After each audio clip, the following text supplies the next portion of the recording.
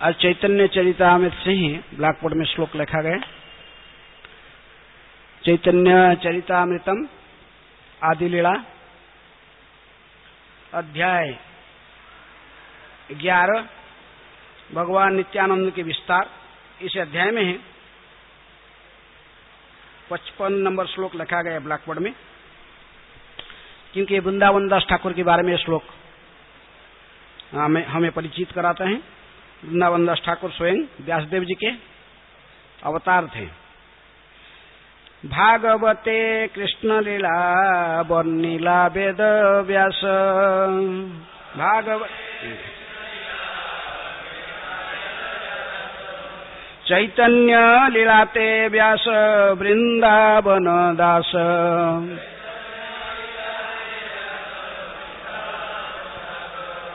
भागवते कृष्ण लीला वर्णिला वेद व्यास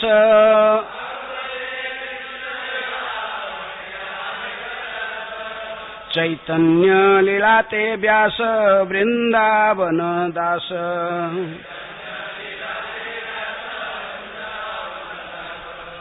भागवते कृष्ण लीला वर्णिला वेद व्यास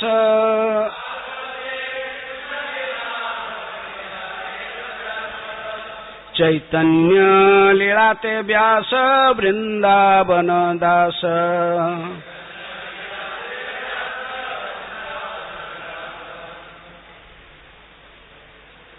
पढ़ना चाहते हैं?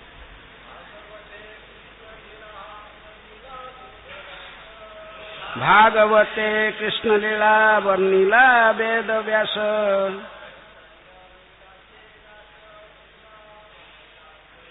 चैतन्य लीलाते व्यास वृंदावन दास। भागवते कृष्ण लीला वर्णिला वेद व्यास चैतन्य लीलाते व्यास वृंदावन दास। भागवते कृष्ण लीला वर्णिला वेद व्यास चैतन्य लीलाते व्यास वृंदावन दास।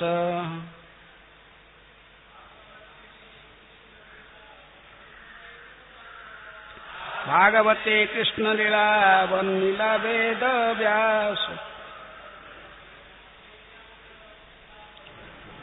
चैतन्य लीलाते व्यास वृंदावन दास। और कोई माताएं कोई? शब्दार्थ भागवते श्रीमद् भागवत में कृष्ण लीला भगवान कृष्ण की लीलाएं हैं। वर्णिला वर्णन किया। वेद व्यास द्वैपायन व्यासदेव चैतन्य लीलाते चैतन्य महाप्रभु की लीलाओं में व्यास व्यासदेव वृंदावन दास श्रील वृंदावन दास ठाकुर। अनुवाद तथा तात्पर्य कृष्ण कृपा स्मृति अभय चरणारविंद भक्ति वेदांत स्वामी श्रील प्रभुपाद की जय। श्रील वेदव्यास ने श्रीमद् भागवत में श्री कृष्ण लीलाओं का वर्णन किया और श्री चैतन्य महाप्रभु की लीलाओं के व्यास हुए वृंदावन दास। पैदा हो रही है। श्रील वेदव्यास ने श्रीमद् भागवत में कृष्ण लीलाओं का वर्णन किया और श्री चैतन्य महाप्रभु की लीलाओं के व्यास हुए वृंदावन दास। तात्पर्य श्रील प्रभुपाद जी के द्वारा श्रील वृंदावन दास ठाकुर वेदव्यास के अवतार थे और कृष्ण लीला के कुसुमापीड़ा नामक स्नेही गोपाल भी थे। दूसरे शब्द में चैतन्य भागवत के लेखक श्री वृंदावन दास ठाकुर जो शिवास ठाकुर की भांजी नारायण के पुत्र थे, वेदव्यास तथा गोपाल कुसुमपीड़ के संयुक्त अवतार थे। श्रील भक्ति सिद्धांत सरस्वती ठाकुर ने श्री चैतन्य भागवत की अपने भाष्य में वृंदावन दास ठाकुर का विस्तृत जीवन परिचय दिया है। ओम अज्ञानातिमिरान्धस्य ज्ञानांजन शैलाकया चक्षुरुन्मीलितं येन तस्मै श्री गुरुभे नमः। श्रीचैतन्य मनोभीष्टं स्थापितं येन भूतले स्वयं रूपः कदा मह्यं ददाति सोपदान्तिकम्। वन्देऽहं श्रीगुरुः श्रीयुतापदकमलं श्रीगुरून् वैष्णवांश्च। श्रीरूपं साग्रजातं सहगणा रघुनाथान्वितं तं सजीवम् साद्वैतं सावधूतं परिजना सहितं कृष्णा चैतन्यदेवम् श्रीराधा कृष्णपदान् सहगणा ललिता श्रीविशाखान्वितांश्च। नमो विष्णुपादाय कृष्णप्रेष्ठाय भूतले श्रीमते भक्तिवेदान्त स्वामिनिति नामिने। नमस्ते सरस्वते देवे गौरवाणी प्रचारिणे निर्विशेषः शून्यवादी पाश्चात्यदेशतारिणे। आजानुलम्बितभुजौ कनकावदातौ संकीर्तनैकपितरौ कमलायताख्यौ विश्वम्भरौ द्विजवरौ जुगधर्मपालौ वन्दे जगत्प्रियकरौ करुणावतारौ। नमः त्रिकालसत्याय जगन्नाथ सुताय च सभृत्याय सपुत्राय सकलत्रायते नमः। अवतीर्णौ सुकारुण्यौ परिच्छिन्नौ सदीश्वरौ श्रीकृष्ण चैतन्य नित्यानन्दौ द्वौ भ्रातरौ भजे। नमो महावदान्याय कृष्ण प्रेम प्रदायते कृष्णाय कृष्ण चैतन्य नामिने गौरतिशे नमः। हे कृष्ण करुणा सिंधु दीनबंधु जगत्पते गोपेशः गोपिका कांत राधा कांत नमस्तुते। तप्त कांचन गौरांगी राधे वृंदावनेश्वरी वृषभानुसुते देवी प्रणमामि हरिप्रिये। वाञ्छाकल्पतरुभ्यश्च कृपा सिन्धुभ्येव च पतितानां पावनेभ्यो वैष्णवेभ्यो नमो नमः। जय जय श्री चैतन्य जय नित्यानंद।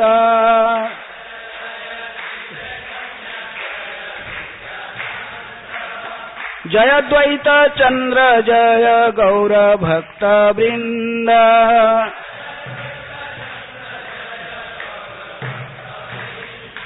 जय जय श्री चैतन्य जय नित्यानंद।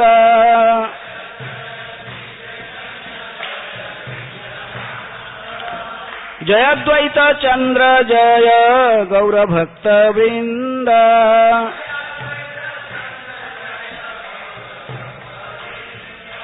जय जय श्री चैतन्य जय नित्यानंद।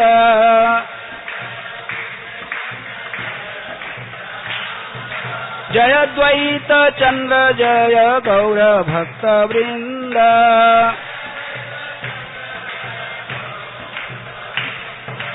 भागवते कृष्ण लीला नीला वेद व्यास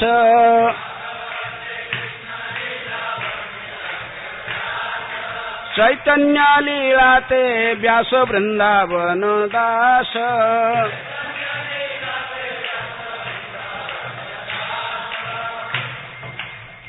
श्रील व्यासदेव ने श्रीमद् भागवत में कृष्ण लीलाओं का वर्णन किया और श्री चैतन्य महाप्रभु की लीलाओं के व्यास हुए वृंदावन दास।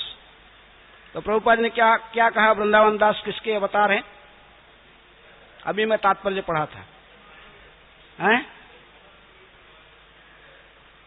वृंदावन व्यासदेव तथा कृष्ण की जो मुख्य सखाएं थे उसमें से कुसुमापीड़ नाम के सखा के भी अवतार थे। दोनों के मिलित अवतार माने जाते हैं। कौन? वृंदावन दास ठाकुर। इसे गौर गणेश दीपिका में कहा गया कि 109 नंबर श्लोक में वेद व्यासो यह एवासित असौ वृंदावन अधुना सखाय कुसुमपीड़ कार्य तस्तम सन्निविशत। जो व्यासदेव जो कि कृष्ण लीला के रचयिता हैं वही वृंदावन दास ठाकुर के रूप में आविर्भाव हुए थे चैतन्य लीलाओं को लिखने के लिए। साथ साथ उन्होंने भगवान श्री कृष्ण के प्रिय सखा कुसुमापीड़ के भी अवतार थे। दोनों के मिलित अवतार माने जाते। कौन? वृंदावन दास ठाकुर। तो आज उनके तिरोभाव तिथि है। किनके? वृंदावन दास ठाकुर के। अभी हम नरोत्तम दास ठाकुर के भजन गाए, जी आनिलो प्रेमधन करुणा प्रचुर। उसमें क्या कह रहे नरोत्तम दास ठाकुर? पाषाणे कुटीव माथा अनळे पशिव वैष्णव ने गौरांग गुणेर निधि कुथाए गेले पाव। वैष्णव के विच्छेद इतने दुखदायी होता है। नरोत्तम दास ठाकुर कहते कि मैं चट्टान पर पत्थर पर सिर फूट डालूंगा, जलता हुआ आग के अंदर प्रवेश कर जाऊंगा, ये वैष्णव विच्छेद दुख में सहन नहीं कर पाऊंगा। ऐसा ही रामानंद राय का भी कहना था। रामानंद राय को गौरांग महाप्रभु ने पूछे दुख मध्य कोनो दुख है गुरुतर।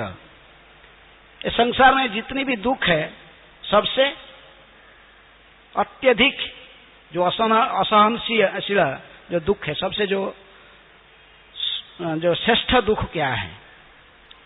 क्या कहे रामानंद राय? क्या कहे? वैष्णव विच्छेद दुख बिना दुख नहीं आर। जब हम किसी वैष्णव के संग को खो देते हैं, उससे बड़ा दुख और संसार में कुछ भी नहीं है, क्योंकि हमारा जीवन के लक्ष्य है तादेरे चरण से भी भक्त सने बास, जन्मे जन्मे है यही अभिलाष। तो इसलिए जब हम वैष्णव की संग को खो देते हैं, वो जब नित्य लीला में प्रवेश कर जाते हैं तो हमारे लिए बड़े दुख की बात होता है।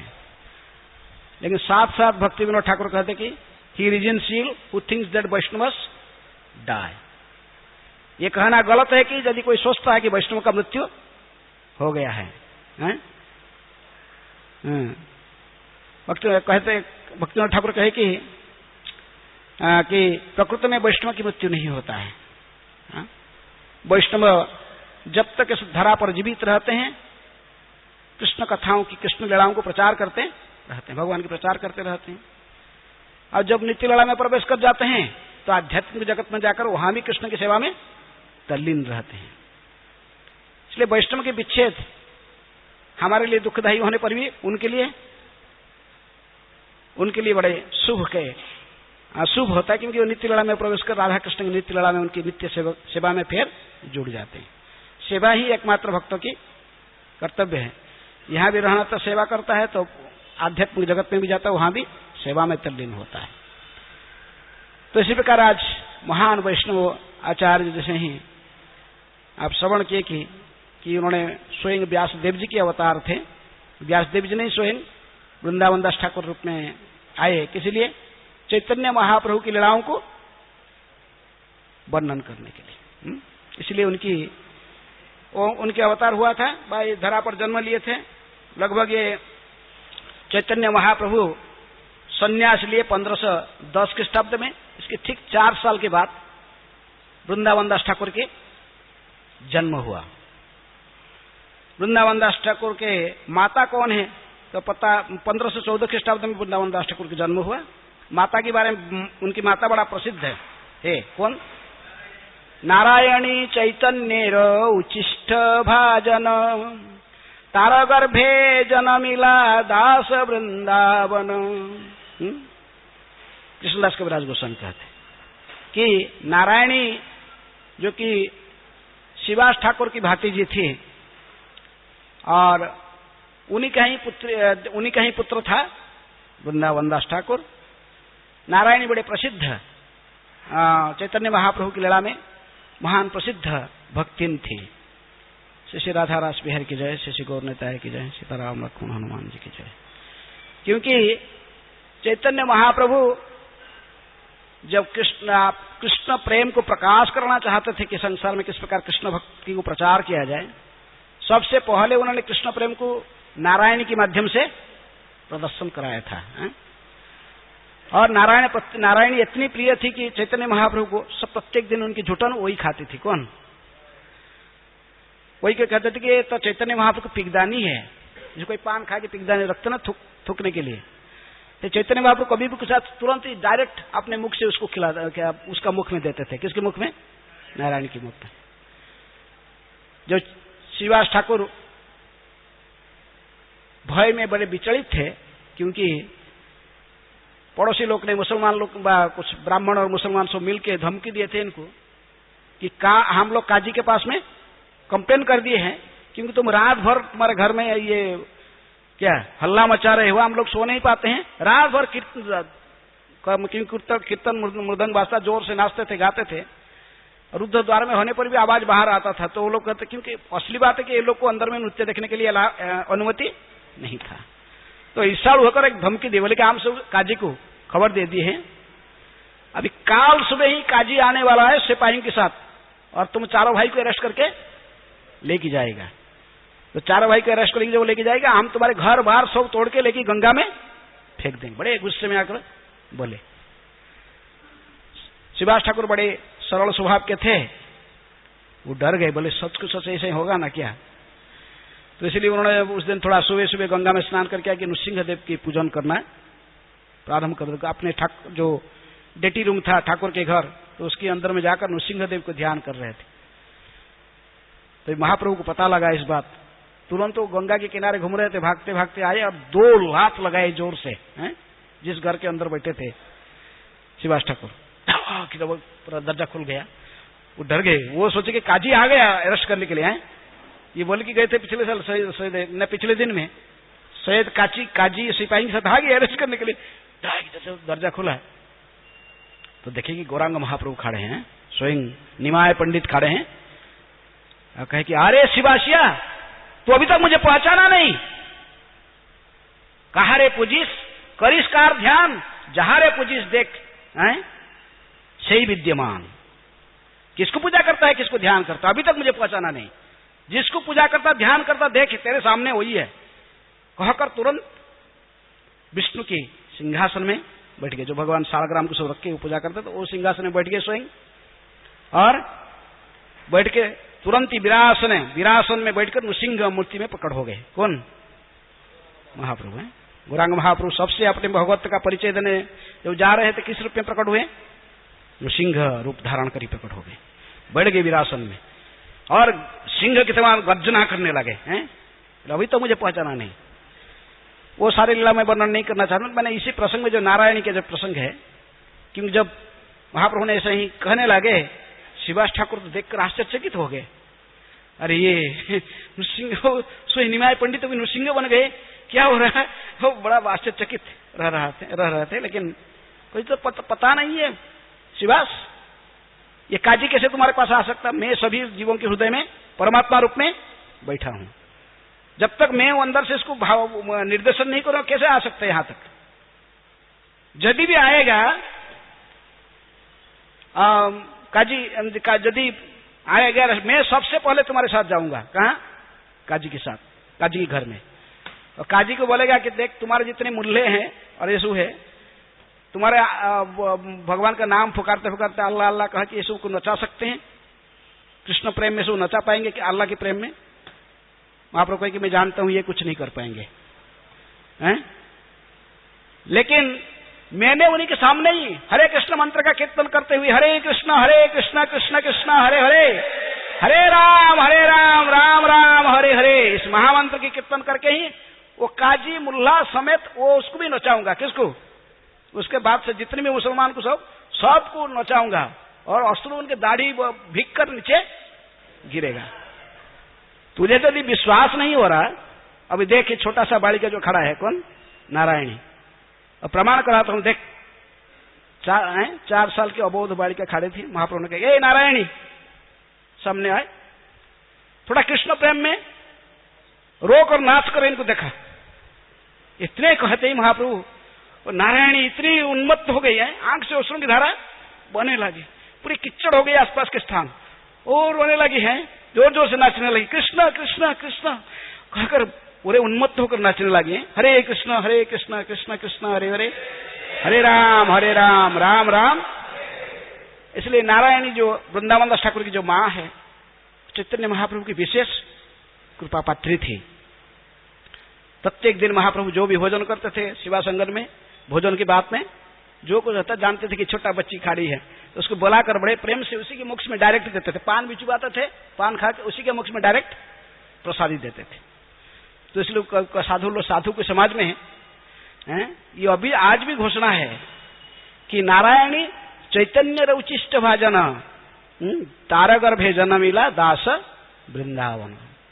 चैतन्य महाप्रभु को उचिष्ट खाने के लिए जो विशेष योग्या पात्री थी नारायणी, जो शिवास ठाकुर की भातीजी थी, उसी के गर्भ में कौन जन्म लिया? वृंदावन दास ठाकुर जन्म लिया। उनके पिताजी कौन है उसके बारे में विशेष कोई परिचय भक्ति सिद्धांत सरस्वती ठाकुर डायरेक्ट कहते कि उसका पिताजी के बारे में जानने की हमको आवश्यकता नहीं, क्योंकि उसके पिताजी कृष्ण भक्त नहीं थे, ऐसे कई रचना से पता लगता है।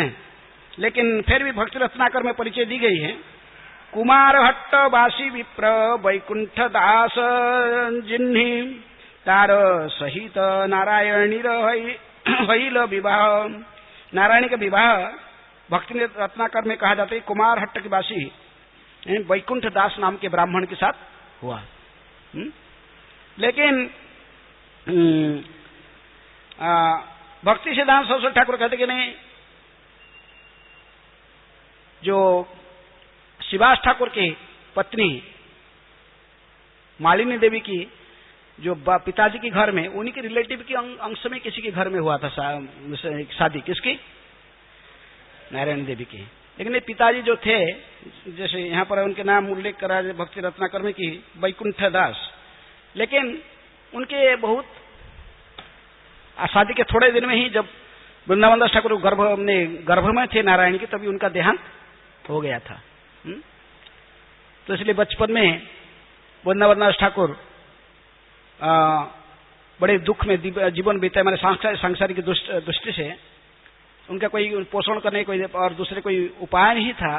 कहते कि उनको वासुदेव दत्त ने लाकर अपने घर में, उनकी घर में रहकर उनकी जो विग्रह आज भी है मामगच्छी गांव में, हम देखते हैं विग्रह, मामगच्छी गांव में गए ना, वहां विग्रह देखे, मदन गोपाल और राधा गोपीनाथ, ऐसे विग्रह है। तो उस राधा मदन गोपाल जो विग्रह, मदन मोहन की जो विग्रह है वासुदेव दत्त की, उनकी सेवा करते थे। कौन? नारायण देवी। उनको वो सेवा दिए थे। माँ बेटे वहीं रहकर अपने जो बचपन के जीवन उनके ही बीता था मामगच्छी में। इसलिए आज भी वो मामगच्छी गांव में जाओगे तो वृंदावन दास ठाकुर के सिपाट भी है। वहीं पर उनके मुख्य जो प्रचार स्थली वहीं पर वो बनाए थे, वहीं पर रहते थे। नवद्वीप मंडल परिक्रमा में जाते हैं हम देखते हैं वृंदावन दास ठाकुर के सिपाट, और वासुदेव दत्त की, सारंग मुरारी ठाकुर के भी वहाँ भजन कुटीरी है, उनका भी विग्रह वहीं पर है। और वृंदावन दास ठाकुर वहीं रहते थे। वृंदावन दास ठाकुर जो सेवित विग्रह आप देखोगे, गौर निताय, राधा मदन मोहन और जगन्नाथ बलदेव सुभद्रा महारानी, ये तीनों वृंदावन दास ठाकुर के सेवित विग्रह थे। तो इस प्रकार बचपन में बड़े दुख में बिताए थे। लेकिन फिर भी वृंदावन दास ठाकुर इसीलिए भाग्यवान थे क्योंकि नित्यानंद प्रभु के शिष्य थे। कौन? वृंदावन दास ठाकुर। वृंदावन दास ठाकुर स्वयं चैतन्य भागवत में इसको वर्णन करते हैं कि मैं ही उनकी अंतिम शिष्य हूं। किसकी? नित्यानंद कृपा पात्र वृंदावन दास चैतन्य लीला रोते हो है वेद व्यास।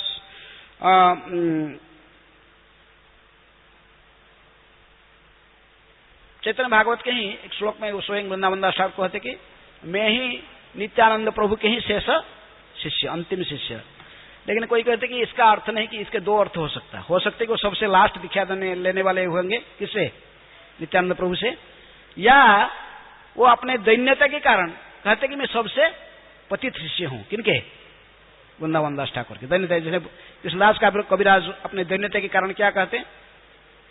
जगाई माधाई हईते आमी से पापिष्ठ, पुरुषेर कीट हईते आमी से लघिष्ठ, महेन निर्घुण्य बा केवा दया करे, एका नित्यानंद बिना जगत संसारे। मैं जगाए माधाई से भी अधिक पापी हूं। और जो ड्रेन के अंदर गंदे नाली में जो कीड़े पड़ जाते हैं सफेद सफेद, उससे उस कीड़े से भी, गंदे नाली के कीड़े से भी अधिक घृणित हूं। मुझे कोई आशा नहीं है संसार से उद्धार होने के भवसागर से, लेकिन फिर भी एक व्यक्ति की मैं आशा रखता हूं, चरण कमल का। क्या? कौन? एका नित्यानंद बिना जगत संसार में। लेकिन फिर भी नित्यानंद प्रभु के चरण कमल के प्रति मेरी आशा है, वो मुझे उद्धार कर पाएंगे, वो उद्धार करेंगे। हम देखेंगे चैतन्य महाप्रभु की लीलाओं को जब व्यक्त करने वाले जितने भी सब अधिकारी है, ये सब उन्हीं की कृपा पात्र है। किसके? नित्यानंद प्रभु की कृपा। नित्यानंद प्रभु की कृपा से ही वृंदावन दास ठाकुर उन्हीं के डायरेक्ट शिष्य थे, प्रत्यक्ष शिष्य थे। और कृष्णदास कविराज गोस्वामी को कौन भेजा था वृंदावन में? नित्यानंद प्रभु भेजे थे। जाओ उधर वृंदावन में जाकर रहो, मेरे कृपा से तुम्हारे सभी प्रकार के कल्याण होगा। इसलिए नित्यानंद की कृपा के बिना गौर कथा किसी के मुख से प्रकट माने विस्तारित नहीं होते हैं, वो गौर कथा बोलने की अधिकारी नहीं होता है। किसकी कृपा चाहिए? नित्यानंद की कृपा। इसलिए वृंदावन दास ठाकुर उन्हीं के प्रत्यक्ष शिष्य थे। और उन्होंने कहते कि मतलब मुझे आदेश दिए मेरे गुरुदेव चैतन्य लड़ारवास ने, जो मेरे गुरुदेव जो नित्यानंद प्रभु, उन्होंने मुझे आदेश दिया कि कुछ चैतन्य महाप्रभु की कथा व लीलाओं को कुछ रचना करने के लिए। तो उन्हीं के आदेश लेकर शिरोधार्य करके ही, मेरे गुरुदेव के आदेश को शिरोधार्य करके ही मैंने चैतन्य भागवत, इसका नाम प्रकृति में प्रारंभ में था चैतन्य मंगल। चैतन्य मंगल नाम की ग्रंथ में थोड़ा सा जितनी मुझे महाप्रभु ने जितनी आदेश हुआ, जितनी कृपा नित्यानंद की, उसी के आधार पर कुछ लीलाओं को वर्णन कर रहा हूं।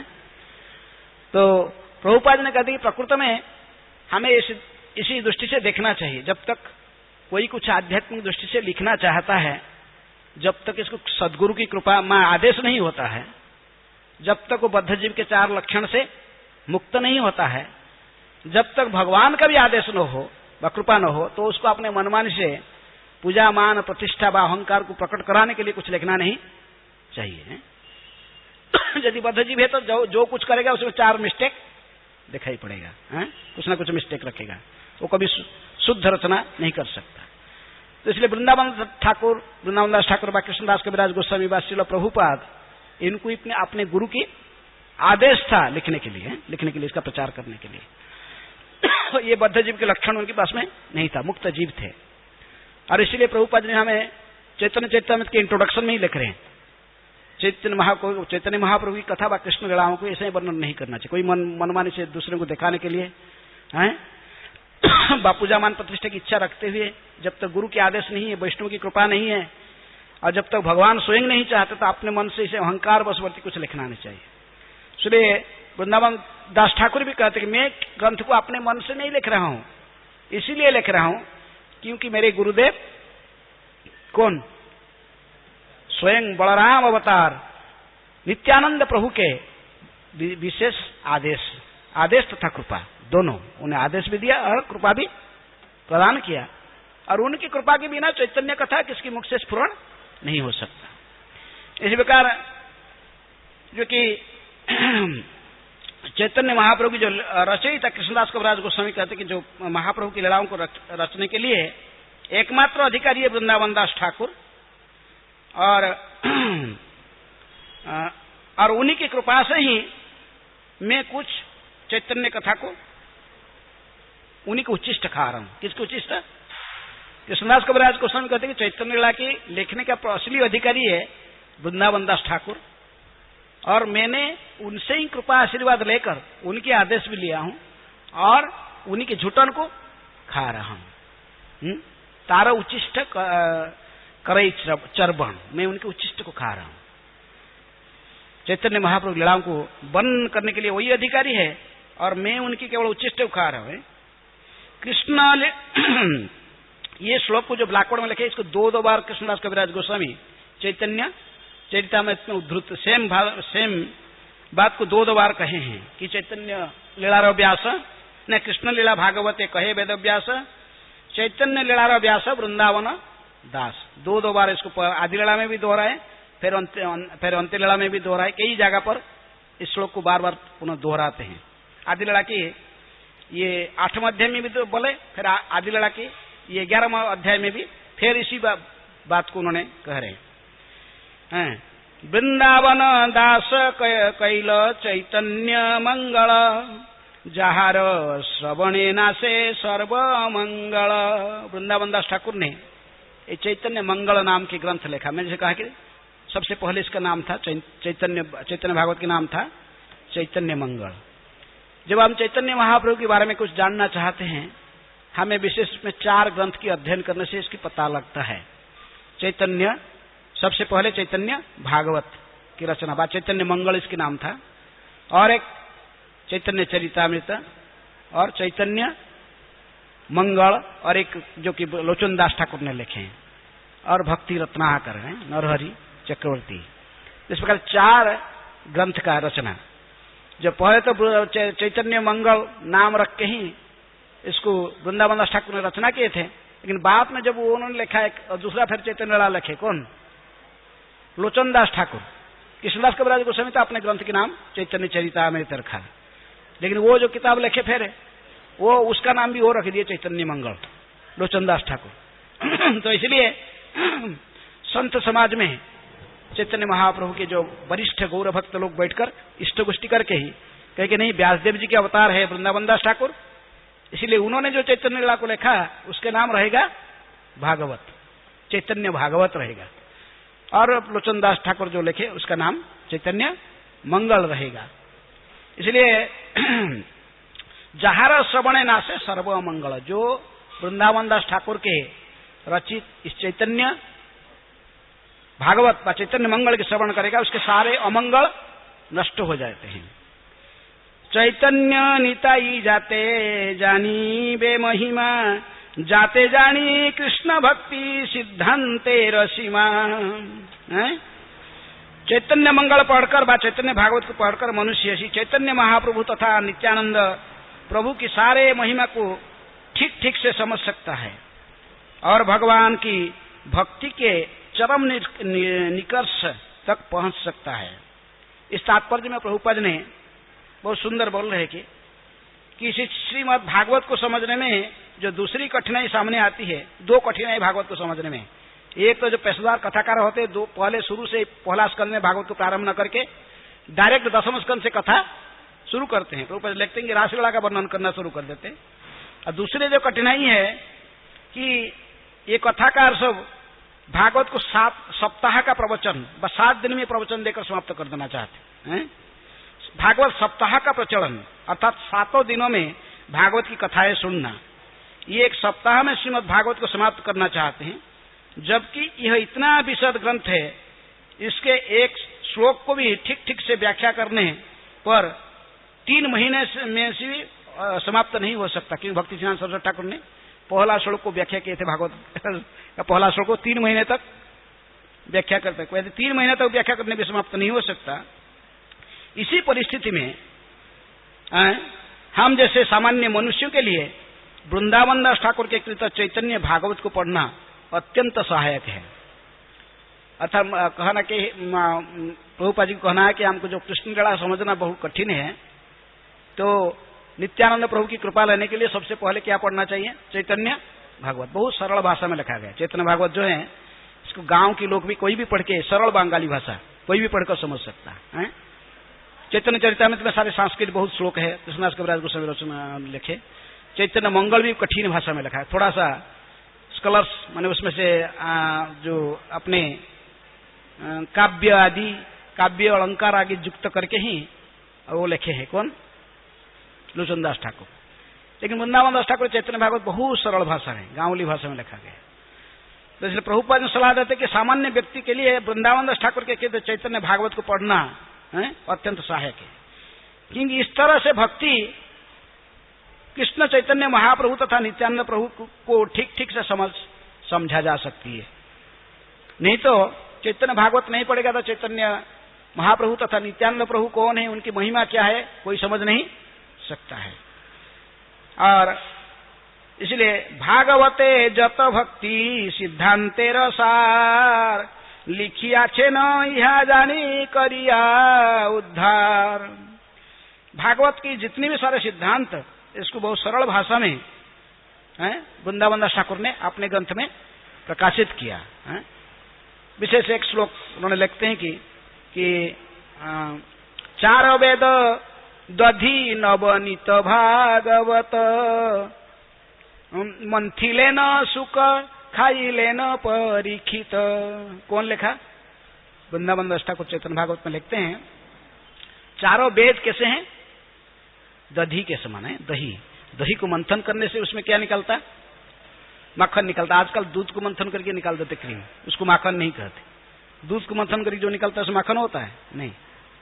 माखन जो है चारों वेद दधी, सारे वेद चारों वेद जो दही के समान हम इसको समझेंगे तो इसको मंथन करने से उसमें से क्या निकलता है? माखन। चारों वेद दधी नवनीत भागवत। इसको मंथन कौन किया? मंथी लेना सुख खाई लेना परीक्षित। परीक्षित को खिलाए भागवत। सारे वेद वेदांत के सारांश को मंथन करके ही सुखदेव गोस्वामी ने परीक्षित को खिलाया।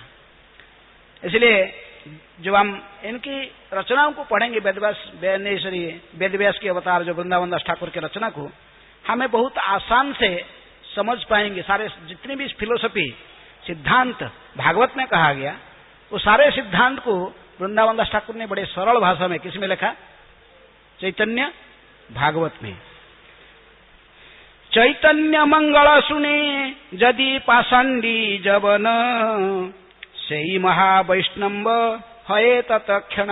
यदि ये चैतन्य भागवत को कोई पाषांडी जबन मुसलमान भी सुनेगा, जो लोग अत्यंत पतित है, वो भी किसी न किसी कारण से यदि उसको श्रद्धा उत्पन्न हो गया चैतन्य भागवत को सुनने के लिए, वो भी महान कृष्ण भक्त बन जाएगा। महावैष्णव है तत्क्षण, तत्क्षणात तो वैष्णव बन सकता है। मनुष्य रचिते नारे ऐसे ग्रंथ धन्य वृंदावन दास मुखे वक्ता श्री चैतन्य। कृष्णदास कविराज गोस्वामी कहते कि ऐसे चैतन्य भागवत जैसे ग्रंथ को कोई साधारण व्यक्ति लेखने में संभव नहीं है। इसलिए ये मनुष्यों के लिए लिखना बड़ा आसान नहीं है। लेकिन वृंदावन दास ठाकुर जो चैतन्य भागवत को लिखे हैं, इसकी असली वक्ता कौन है? वृंदावन दास मुखे वक्ता श्री चैतन्य। चैतन्य महाप्रभु ने स्वयं ही केवल वृंदावन दास को माध्यम बनाकर ये चैतन्य भागवत ग्रंथ को लिखा है। वृंदावन दास पदे कोटि नमस्कार ऐसे ग्रंथ करिते हो तारिल संसार। कृष्णदास कविराज गोस्वामी कहते कि ऐसे वृंदावन दास ठाकुर के चरण में मैं करोड़ों प्रणाम करता हूं, कोटि नमस्कार। क्योंकि ऐसे ही ग्रंथों ने रचना करके ही संपूर्ण संसार को उद्धार किया है, बद्ध जीवन को उद्धार किया। तो इसी प्रकार जो चैतन्य भागवत की जो रचयिता है वृंदावन दास ठाकुर, वो नारायणी के पुत्र थे। नारायणी उचिष्ट भाजन नारायणी चैतन्य उचिष्ट भाजन तार गर्भे जन्मिला दास वृंदावन। तारकी अद्भुत चैतन्य चरित वर्णन जाहार श्रवणे शुद्ध कैल त्रिभुवन। वृंदावन दास कैल चैतन्य मंगल ताहाते चैतन्य लीला बन्नील सकल। सूत्र करी सब लीला करिल ग्रंथन पाछे विस्तारिया ताहा कैल विवरण। इसी प्रकार चैतन्य महाप्रभु के सारे अद्भुत लीलाओं को वृंदावन दास ठाकुर ने आपने ग्रंथ चैतन्य मंगल में रचना किया, उसी में से लिपिबद्ध किया। और इसको कौन वर्णन कर सकता है? यदि कोई इसको केवल श्रवण करता है वो शुद्ध हो जाता है। और इसको सूत्र रूप में पहले संपूर्ण ग्रंथ में वो क्या लिखना चाहते हैं, सूत्र रूप में पहला सब हेडिंग दे दिया है, क्या क्या रचना करना चाहते हैं। इसके बाद में पहला अध्याय में इसको सब निर्देशन कर दिए। इसके बाद पूरे ग्रंथ को फिर प्रारंभ किए, एक चैप्टर को प्रारंभ किए। लेकिन चैतन्य चंद्रेर लीला अनंत पार, वर्णिते ग्रंथ हईल विस्तार, विस्तार देखिया किछु संकोच हईल मने, सूत्र धृत कोन लीला ना कैल वर्णने, नित्यानंद लीला वर्णने हईल आवेश, चैतन्य शेष लीला रहिल वशेष। देखिए चैतन्य महाप्रभु लीला तो अनंत अपार है, उसको कौन वर्णन कर सकता। वर्णिते ग्रंथ होइला, जो भाव में विहोड़ होकर उन्होंने लेखना प्रारंभ कर दिए हैं। वृंदावन दास ठाकुर इतने विहोड़ हो गए कि देखते देखते ग्रंथ बहुत बड़ा होने लगा है? मन में संकोच भाव आने लगा। बोले क्या करूं, इतनी बड़ा ग्रंथ हो जाए, कितना फिर बहुत विस्तार हो जाएगा, ऐसे ही वर्णन करते रहूंगा डिटेल। तो इसलिए नित्यानंद प्रभु का प्रारंभ से जो वर्णन प्रारंभ किए, तो आपने गुरु कौन नित्यानंद की महिमा को वर्णन करने लगे विशेष रूप में चैतन्य भागवत में। तो नित्यानंद वर्णन करते करते आवेश में आ गए और चैतन्य महाप्रभु की अंत्यलीला जो कि पूरी मने महाप्रभु संन्यास लेने के लिए जो पूरी आ गए, और दक्षिण भारत की गस्त पुरी का जो अंत्यलीला, इसको और वर्णन करने के लिए उनके पास में समय नहीं रहा। यानी कि वो जानते नहीं थे, सब जानते थे, लेकिन उन्होंने इसको संक्षेप में खाली बस 2-4 चैप्टर में लिख के छोड़ दिए हैं। लेकिन पहले जो विशेष रूप में चैतन्य महाप्रभु को नवद्वीप लीलाओं को जब समझना चाहते, ठीक कोई समझना चाहते, महाप्रभु की बाल्य लीला, पौगंड लीला, और उनकी जो यौवन के अवस्था में, जो कैशोर अवस्था में, फिर यौवन अवस्था में जो विवाह लीला आदि गृहस्थ जीवन में कैसे बिताए, इसको डिटेल रूप में कौन वर्णन किया? वृंदावन दास ठाकुर। लेकिन बाद में संन्यास लेकर जब पुरी में आ गए, दक्षिण भारत की गस्त पुरी के जो लीलाएं 18 साल तक पुरी में रहे, ये सारे लीला को ठीक से वर्णन नहीं कर पाए। इसलिए कृष्णदास कविराज गोस्वामी कहते कि वो सब मुझे कृपा करके छोड़ दिए हैं, कृपा करके उनकी झूठन को खाने के लिए मुझे मेरे लिए छोड़े। इसलिए उन्होंने चैतन्य चरितमृत में फिर इसको डिटेल लिखा, किसी लीला को, जो दक्षिण भारत की गस्त, और अंत्य लीला को विशेष रूप में, फिर मध्य लीला और अंत्य लीला विशेष रूप में वर्णन किए। इसी प्रकार वृंदावन दास ठाकुर की महिमा को कृष्णदास कविराज गोस्वामी ने भी बहुत सुंदर भाव से चैतन्य चरितमृत के प्रारंभ से ग्रंथ की कई जगह पर, मध्य लीला में, अंत्य लीला में, सब जगह में थोड़ा थोड़ा वर्णन करते हैं उनकी महिमा को, वृंदावन दास ठाकुर के।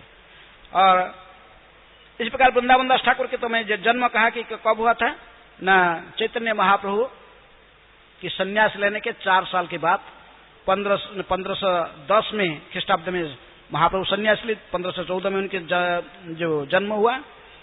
और चैतन्य महाप्रभु जब अंतर्ध्यान हुए, अंतर्ध्यान होने के समय में वृंदावन दास ठाकुर को 20 साल की उम्र हुआ था। कितने स्वयं वर्णन करते हैं इसके चैतन्य भागवत में। तो 20 साल की उम्र में थे।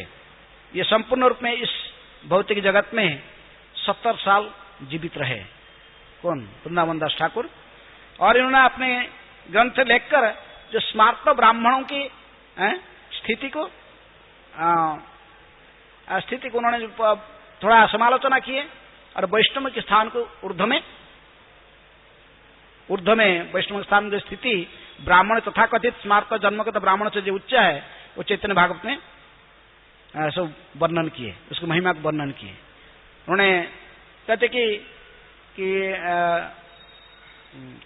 एक श्लोक में कहते कि जो पंडित है, जो पंडित व्यक्ति, वो क्या कहता, जो भगवान को विष्णु को प्रणाम करता है, कहते कि विष्णु में नमः कह के प्रणाम करता है। और जो मूर्ख है, उसको आता नहीं, संस्कृत नहीं जानता, वो कहता विष्णाय नमः, वो कहता विष्णु में नमः, और ये कहता विष्णाय नमः। इन्होंने कहते कि उभयस्तु समफल भावग्राही जनार्दन। वृंदावन दास ठाकुर भावग्राही जनार्दन दोनों को समान फल देते हैं। जो मूर्ख ठीक से उच्चारण नहीं कर पाया, लेकिन विष्णाय नमः कह के प्रणाम किया, और दूसरे जो पंडित है वो क्या कहा, विष्णु में नमः। लेकिन भगवान श्री कृष्ण विष्णु भावग्राही है, वो जानते मुझे ही प्रणाम कर रहा है, इसलिए दोनों को समान फल देते हैं। इसी प्रकार उन्होंने कई जगह पर जन्मत ब्राह्मण पंडितों को थोड़ा समालोचना भी किया। कौन? वृंदावन दास ठाकुर। इसी से स्मार्त ब्राह्मण लोग ने बड़े चिढ़ गए थे उनके ऊपर, वृंदावन दास ठाकुर के ऊपर, बड़े परेशानी करते थे, क्योंकि वो ऐसे ही ग्रंथ लेकर सब किताब के अंदर उनको समालोचना किया। तो वृंदावन दास ठाकुर अपने प्रत्येक चैप्टर के किताब, जैसे चैतन्य चरितामृत के प्रत्येक चैप्टर के अंत में कृष्णदास कविराज गोस्वामी कहते कि रूप रघुनाथ पदे रहु मोर आस चैतन्य चरितामृत कहे कृष्णदास। इस प्रकार वृंदावन दास ठाकुर अपने ग्रंथ चैतन्य भागवत में प्रत्येक अंत में क्या कहते? श्री कृष्ण चैतन्य नित्यानंद चांद जान वृंदावन दास तछु पद जुगे गान। उन्होंने सब चैप्टर के अंत में चैतन्य महाप्रभु और नित्यानंद प्रभु दोनों को प्रणाम करते हैं, करके ही उनकी गुणगान करते हैं। तो आज उनकी तिरोभाव तिथि है। किनकी? वृंदावन दास ठाकुर के तिरोभाव तिथि है। उसी ऊपर आज अंत समय में उन्होंने कहते कि देनुड़ नाम के ग्राम में उनकी मुख्य सिपाड़ था, वहां पर एक शिष्य उनके था, रामहरि नाम का एक शिष्य था।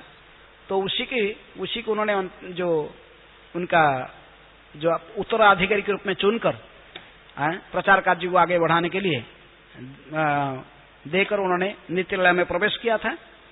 और जैसे मैं कहा कि उनके जो मुख्य सिपाट है प्रचार के स्थान आज कहां पर है?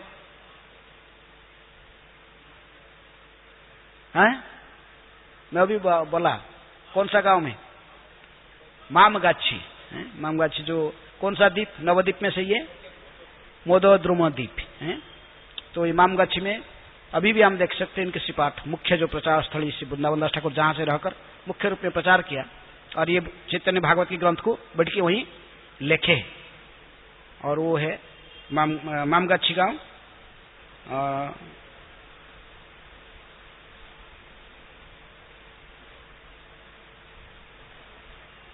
श्री वृंदावन दास ठाकुर तिरोभाव महामहोत्सव की जय। कोई किसका प्रश्न है? समय हो चुका है। तो कहते कि अंतर्यामी नित्यानंद बलिला कौतुके चैतन्य चरित्र किछु लिखित पुस्तक है। नित्यानंद प्रभु ने इनको आदेश दिया, किनको? वृंदावन दास ठाकुर को बड़े कौतुकी नित्यानंद कृपा करके आदेश दिए कि चैतन्य चरित्र किछु लिखित पुस्तक है, कुछ किताब में चैतन्य चरित्र को लिखने के लिए। लेकिन वृंदावन दास ठाकुर नित्यानंद चरित्र को अधिक वर्णन करते, जो भाव विहोड़ हो गए गुरु की वर्णन करते करते नित्यानंद महिमा को वर्णन करते विस्तारित हो गया ग्रंथ। फिर भी उन्होंने चैतन्य महाप्रभु के आदि लड़ाओं को, नवद्वीप लड़ाओं को बहुत सुंदर भाव से लिखा है।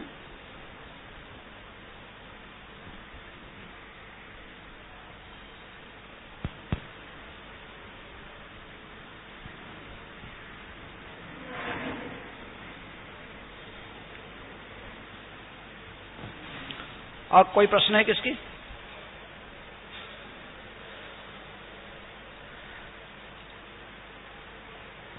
हाँ, कोई प्रश्न नहीं।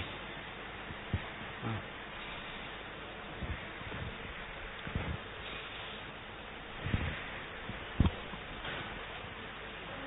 हमारा जो चैतन्य भागवत चैतन्य मंगल पहले वृंदावन दास ठाकुर ने लिखा और फिर चैतन्य मंगल लोचन दास ठाकुर ने लिखा।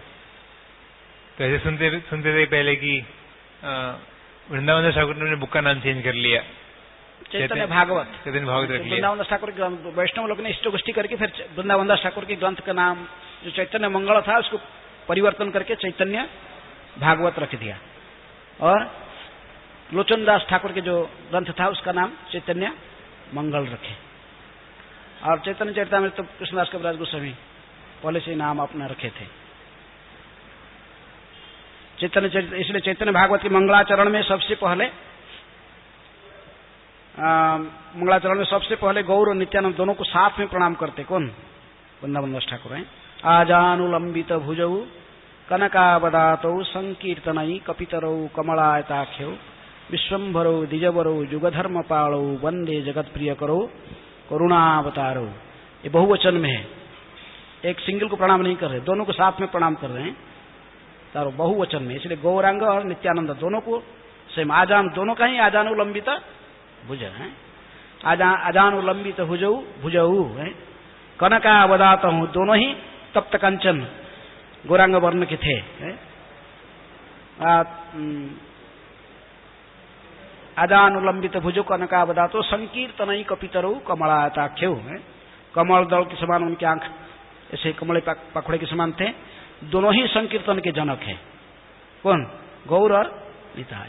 संकीर्तनई कपितरऊ कमलाताख्यऊ विश्वम्भरऊ, समस्त विश्वों को भरण पोषण करने वाले दोनों ही है, गौर और निताय। विश्वम्भरो द्विजबरो, ब्राह्मण कुल में जन्म लिए, और विश्वम्भरो द्विजबरो जुगधर्म पालो। जुगधर्म क्या?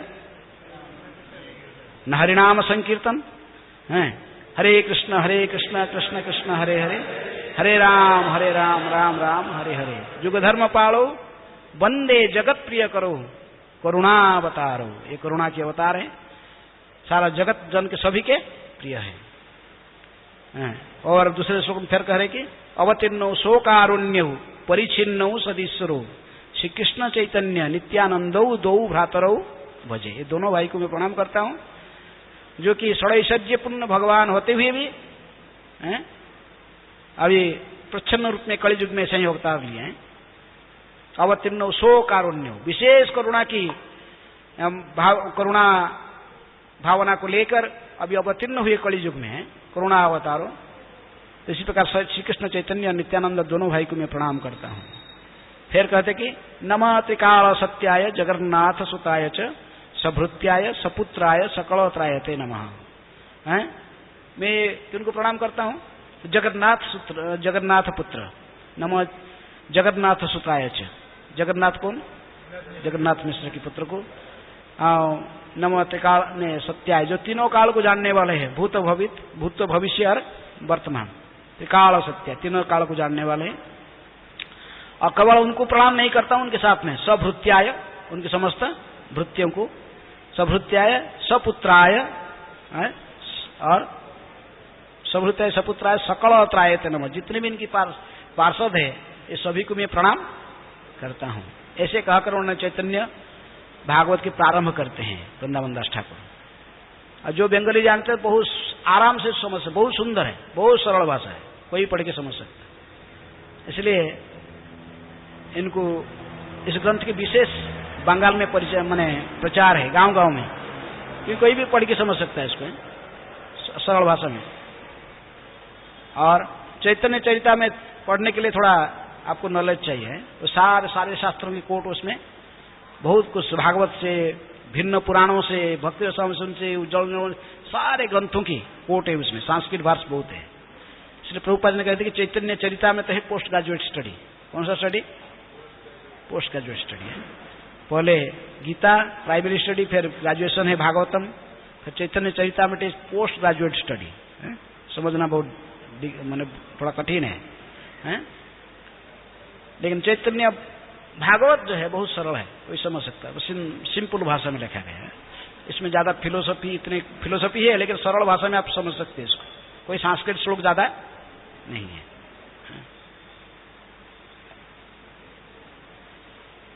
ओके, हरे कृष्ण। हाँ,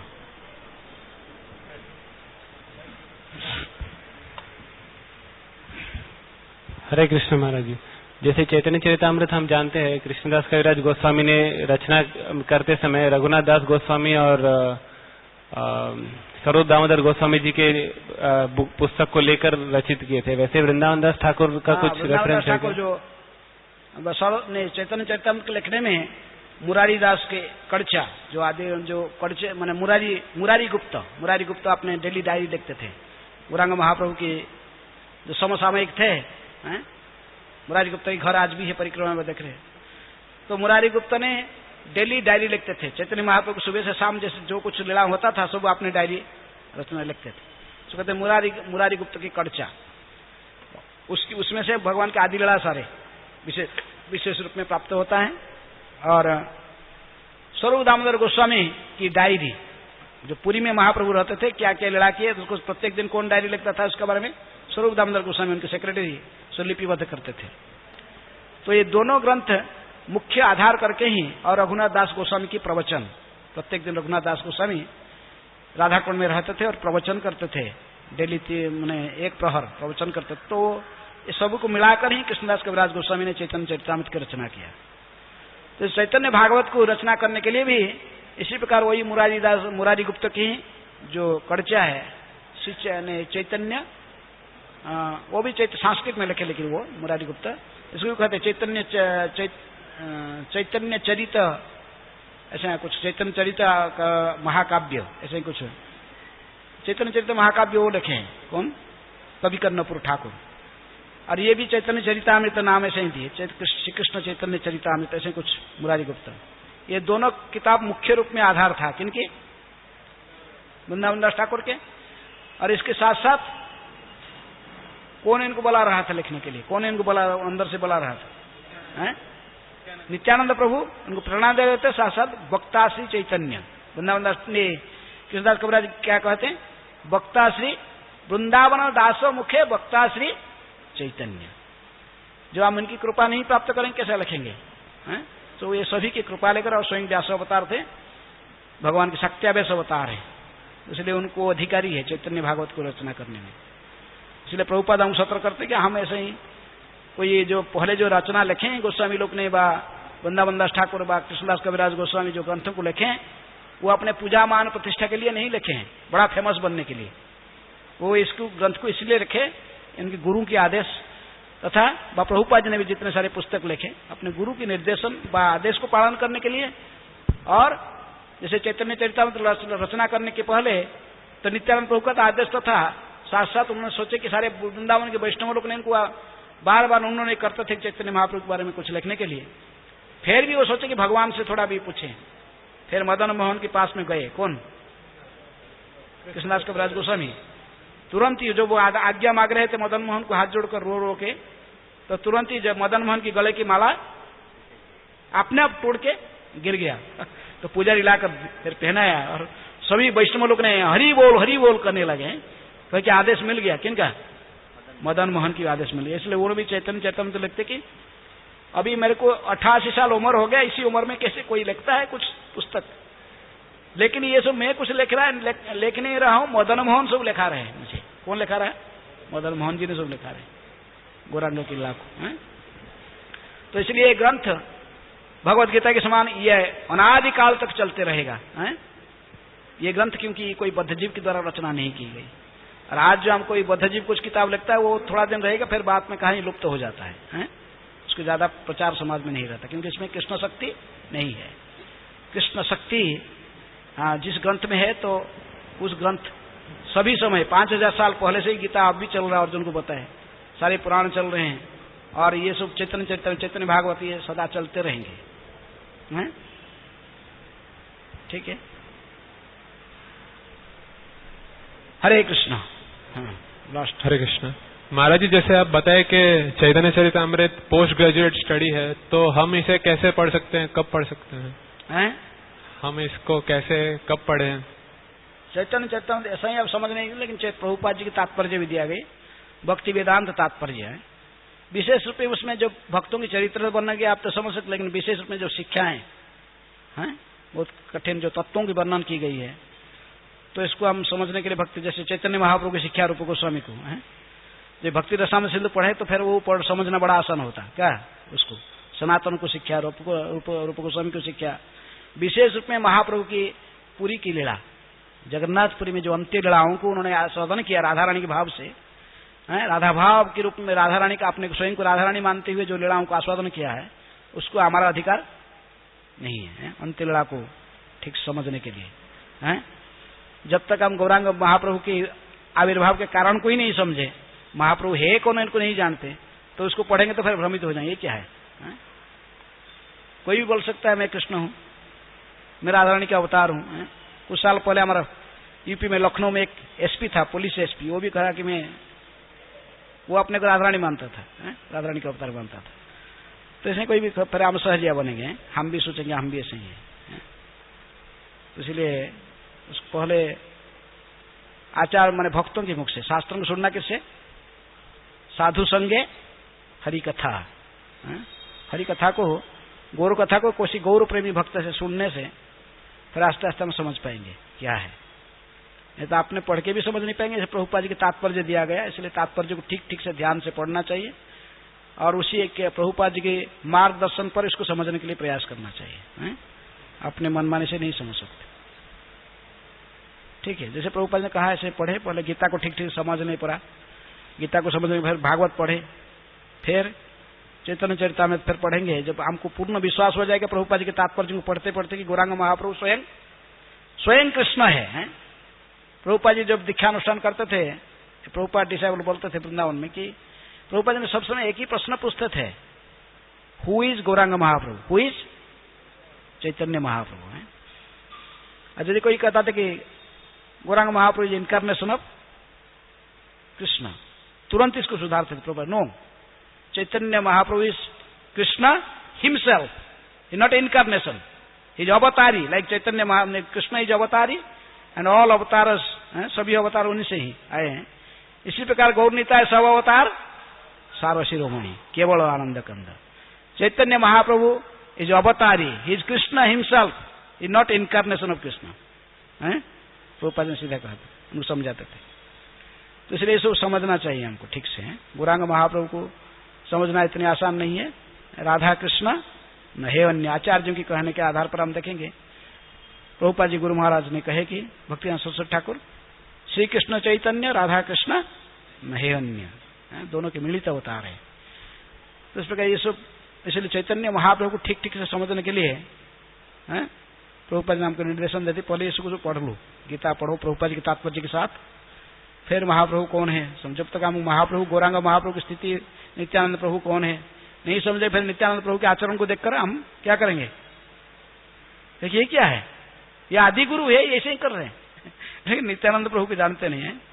जब जबनी हमने शिवास ठाकुर चैतन्य चरितामृत कहते कि जबनी अर्थात कोई नीच कुल के बेश्या के हाथ पकड़ते हुए, शराब पीते हुए भी, शराब की बोतल और बेश्यांग के हाथ पकड़ते हुए रास्ते में चलते हुए भी यदि कोई नित्यानंद प्रभु को देखेगा, फिर भी तो थापी से ही नित्यानंद रहा है, फिर भी वो नित्यानंद रहा है। वो स्वयं कौन है, बलराम।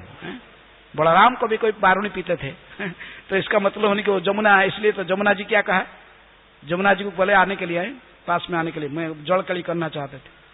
जमुना जी देखा कि तो मतवाला है, क्या पी रहा, शराब पी रहा, बालगुनी पी के, और पूरा लड़कियों के बीच में है, इसको वो थोड़ा आदेश को अवज्ञा की। क्या किया बलराम जी ने, निकाल बोले आएगा नहीं, वो बड़ा किसके शरण में जाना चाहता, जा अभी तुमको बलात्कार से लेके आऊंगा, लंगड़ों बड़ा है, सब छिन्न में लेके आए हैं।